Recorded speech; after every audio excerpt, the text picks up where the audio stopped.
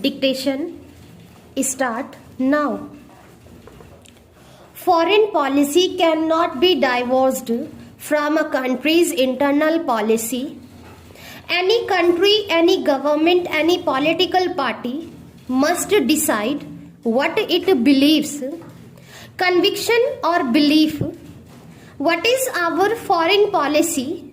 Some people take the word non-alignment and think that is the whole of our foreign policy.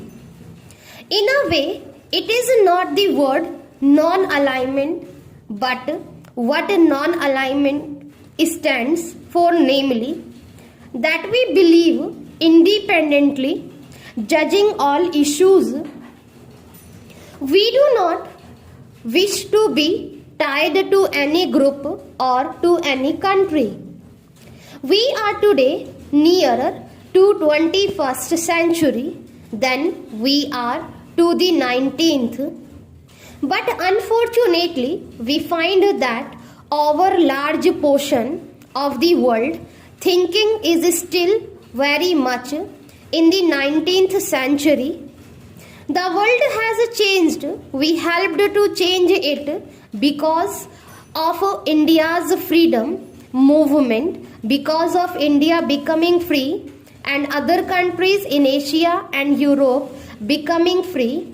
This has been the greatest change in the world, although it was obvious to us what we would become free and that our freedom would lead to the freedom of other countries. This process came somewhat as a shock to the colonial powers.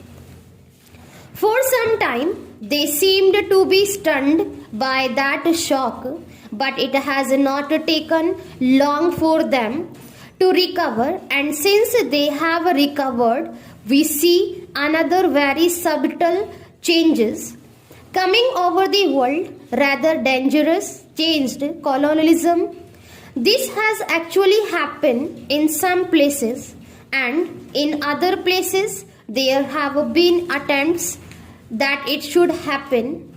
Therefore, the difficulties before the developing countries are still very great, and we can face them not merely by idealism, not merely by sentimentalism, but by very clear thinking and hard-headed analysis of the situation. I am glad that the seminar has had the benefit of the analysis of the various people who have spoken here about different problems in parts of the world. I am told there were certain criticisms. We were used to criticisms of our foreign policy because any independent path is so much more difficult to pursue and so much more difficult for people to understand than if we follow some beaten path. There are those who say that non-alignment has not served our purpose or it has not been a success. Many of those who have been against non-alignment all these years and who criticized my father and myself for trying to pursue this path are today are not attacking non-alignment as such, but are saying that we are not truly non-alignment.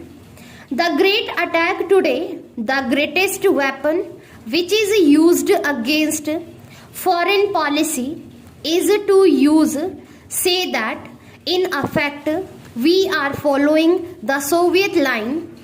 Perhaps they think their saying so will frighten us into trying to give up our friendship with the Soviet people. Perhaps they merely think that they will be able to blow up the image of independence which we have amongst our own people and amongst the world. Let us very clear that regardless of what our big newspapers Say here, the image of India is very clear outside. It is not an image of a country which follows any group or country.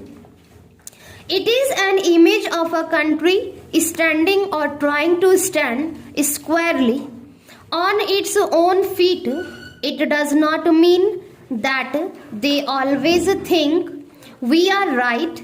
Many of the countries think that we make mistakes, and on many occasions we go wrong. On all occasions, when we seem to support the Western countries, it is the Eastern group which says we have gone wrong or we have not been strong enough. On those occasions, when we have supported the Soviet people, or more likely the African Asian countries, the Western world thinks we have gone wrong. On one occasion, the American ambassador complained to me that we had supported the Soviet Union on more occasions in the United Nations than we had supported other countries. I said, let us look at each occasion. I did not have details with me there and then because this remark was made at a party, but I said, if you look at the occasions on which we have seemed to side with the Soviet Union, what do you find? Were they not issues in which India and the developing countries were virtually interested?